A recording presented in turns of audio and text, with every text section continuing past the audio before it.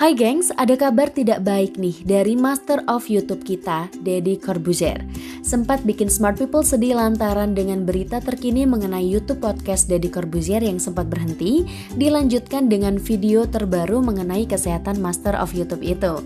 YouTuber Deddy Corbuzier akhirnya muncul kembali di podcastnya setelah beberapa waktu sempat terhenti termasuk media sosialnya. Berikut ini alasan Deddy Corbuzier sempat berhenti podcast dan muncul kembali di YouTube. Deddy Corbuzier menyebut dirinya baru-baru ini terpapar COVID-19. Dalam video yang diunggah Minggu 22 Agustus 2021, Deddy Corbuzier menyebutkan saat dirinya terpapar COVID-19, ia sampai sempat kritis dan hampir meninggal. Saya sakit, saya kritis dalam waktu 3 hari, kata Deddy, dilansir dari YouTube Deddy Corbuzier. Tidak hanya itu, pria berkepala plontos itu menambahkan bahwa selama mengalami masa kritis tersebut, ia merasa hingga hampir meninggal. Sakit dan ada kemungkinan besar meninggal, tambahnya. Saat terpapar COVID-19, Deddy Corbuzier mengaku kecewa dan beruntung. Kata Deddy, saya sakit kena COVID dan itu mengurus keluarga yang hampir semua kena COVID-19. Kontak saya dengan mereka terus-terusan. Saya sangat pede dan tetap prokes. Ketika di antigen ternyata positif. Meski antigen positif, Deddy tetap santai dan menganggap kondisi tubuhnya sehat.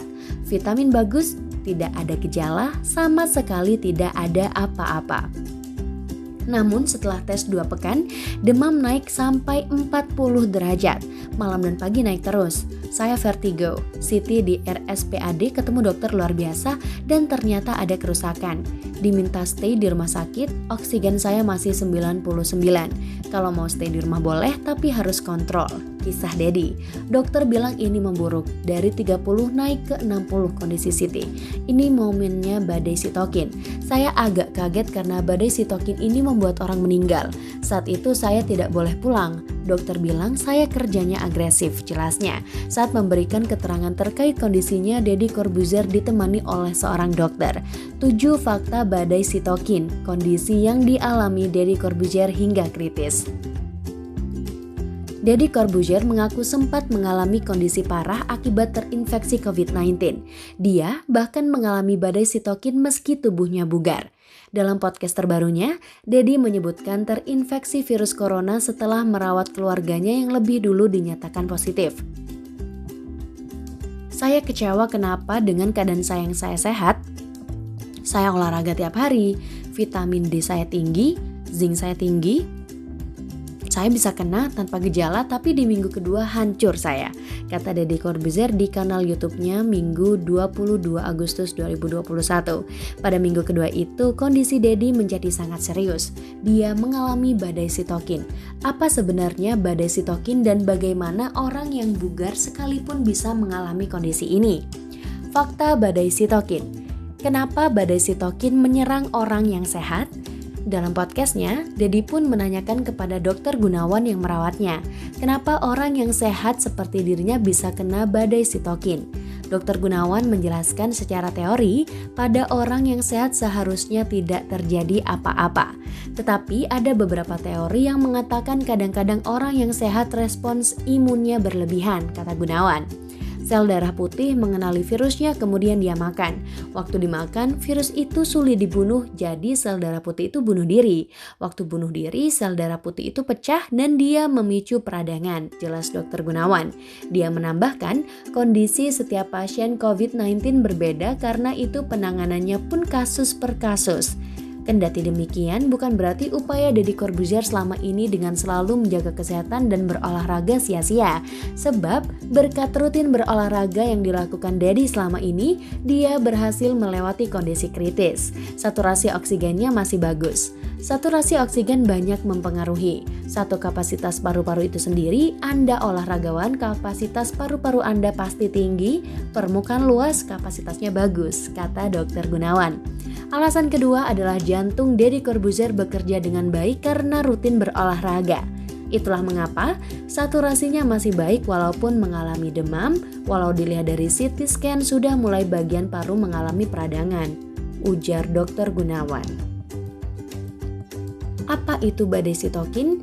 Sitokin adalah protein yang dihasilkan sistem kekebalan tubuh untuk melakukan berbagai fungsi dan penting dalam penanda sinyal sel. Jika sitokin diproduksi secara berlebihan, ia justru akan merusak tubuh. Dalam kondisi normal, sitokin membantu sistem kekebalan tubuh melawan infeksi virus dan bakteri penyebab penyakit. Dilansir dari laman Fakultas Keperawatan Universitas Erlangga, badai sitokin terjadi ketika tubuh melepaskan terlalu banyak sitokin ke dalam darah dalam jangka waktu yang sangat cepat. Kondisi ini menyebabkan sel imun menyerang jaringan dan sel yang sehat sehingga mengakibatkan peradangan. Peradangan tersebut dapat membuat organ-organ di dalam tubuh menjadi rusak dan tidak bisa berfungsi. Badai sitokin komplikasi. Pasien COVID-19 badai sitokin adalah salah satu komplikasi yang dapat dialami oleh pasien COVID-19. Pasien COVID-19 yang mengalami badai sitokin harus segera ditangani secara intensif karena kondisi ini dapat menyebabkan kegagalan fungsi organ dan mengancam nyawa. Konsultan paru subinfeksi RSUP Persahabatan, Dr. Erlina Burhan MSc SPPK menjelaskan, pada prinsipnya jika ada virus yang masuk ke dalam organ paru di tubuh, maka reaksi yang timbul adalah keluarnya sitokin-sitokin. Ketika virus SARS-CoV-2 memasuki tubuh, sel-sel darah putih akan merespons dengan memproduksi sitokin, sehingga badai sitokin adalah reaksi berlebihan dari sistem kekebalan tubuh. Badai sitokin pada pasien COVID-19 memicu peradangan paru. Erlina melanjutkan, pelepasan atau keluarnya sitokin ini dapat memengaruhi perilaku sel di sekitarnya. Sitokin tersebut lalu bergerak menuju jaringan yang terinfeksi dan berikatan dengan reseptor sel tersebut untuk memicu reaksi peradangan. Penanggung jawab logistik dan perbekalan farmasi RSUP Dr. Karya di Semarang, Mahir Syahwelian, dalam pemberitaan kompas.com mengatakan sitokin normalnya hanya berfungsi sebentar dan akan berhenti saat respons kekebalan tubuh tiba di daerah infeksi. Pada kondisi badai sitokin, sitokin terus mengirimkan sinyal sehingga sel-sel kekebalan tubuh terus berdatangan dan bereaksi di luar kendali. Bisa sebabkan kematian. Erlina menjelaskan, sitokin yang keluar dalam jumlah sedikit tidak memiliki pengaruh pada kondisi paru pasien atau keadaan parunya tidak bermasalah. Akan tetapi, kalau jumlah sitokin yang dikeluarkan di paru sudah banyak, disebut sebagai badan sitokin, maka itu akan membuat paru sangat padat dan kaku. Selama peradangan terjadi, sistem imun yang juga melepas molekul bersifat racun bagi virus dan jaringan paru-paru. Tanpa penanganan yang tepat, fungsi paru-paru pasien dapat menurun hingga membuat pasien sulit bernafas dan tak bisa bertahan tanpa alat bantu pernafasan atau ventilator. Itulah yang membuat dia sesak, susah bernafas, dan itu yang bisa menyebabkan meninggal, kata Erlina dalam pemberitaan kompas.com. Gejala badai sitokin pada pasien COVID-19. Pada pasien COVID-19, badai sitokin menyerang jaringan paru-paru dan pembuluh darah. Kantung udara kecil di paru-paru akan dipenuhi cairan yang menyebabkan pasien COVID-19 kesulitan bernapas.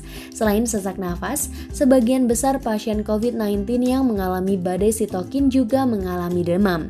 Berikut adalah beberapa gejala badai sitokin yang perlu diwaspadai: kedinginan atau menggigil, kelelahan, pembengkakan di tungkai, mual dan muntah, nyeri otot dan persendian, sakit kepala, ruam kulit, batuk, napas cepat, kejang, sulit mengendalikan gerakan, kebingungan dan halusinasi, tekanan darah sangat rendah dan penggumpalan darah.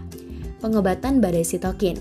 Mahir Syah menjelaskan interleukin 6 merupakan salah satu jenis sitokin yang terlibat pada proses inflamasi dan kanker.